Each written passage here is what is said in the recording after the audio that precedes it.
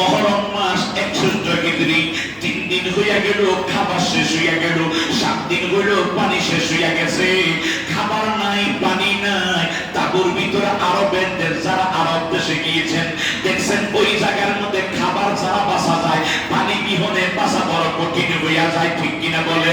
এত গরম, উত্তপ্ত গরম, এত গরম, পাহাড়গুলি সকালে রোদলা যখন পড়ে, পাহাড়গুলি এই পাথরগুলি যখন পাথর উপর পড়ে, পাথরটা হিট হইয়া গরম হইয়া যায়, বাতাস যখন ছুটে ওই পাথরের গরম বাতাসটা সুগার গরম বাতাস যেইভাবে নি বাতাসে নেয়, এইভাবে চতুর্দিকের গরম বাতাস যেই দিকে যায়, গরম আর গরম, পাথরের গরম।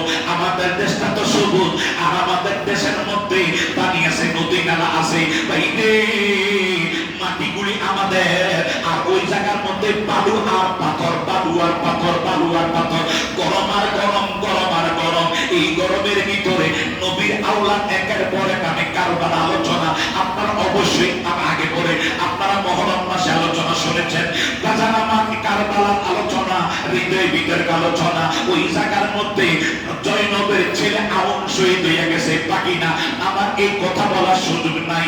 আলী আকবর শহীদ হইয়া গেছে, আলী আসগর শহীদ হয়ে গেছে, ইমাম কাসেম শহীদ হইয়া গেছে, বাইরে এইভাবে তারা শহীদ হইতে হইতে হইতে হইতে নবীর আওলাদ 72 জনের ভিতরে ইমাম হুসাইন তারা 71 জন শহীদ হইয়া গেছে। আর কেউ নাই, কেউ নাই। বৃহস্পতিবারে জুমার রজনীতে, মনোযোগ আছে তো? বৃহস্পতিবারে জুমার রজনীতে, জুমার রজনীতে রাতের গভীরে ইমাম হুসাইন রাদিয়াল্লাহু তাআলা নূর বিবি, ওনার বিবি শাহর বানো রাতের গভীরে ঘুমের ঘরের মধ্যে স্বপ্নে দেখতেছে লম্বা একটা ঘন্টা দিয়া, শুনতেছেন তো? লম্বা একটা ঘন্টা দিয়া কোন একটা মহিলা মরুভূমিতে একটু জায়গা ঝাড়ু দিতেছে, যখন ঝাড়ু দিতেছে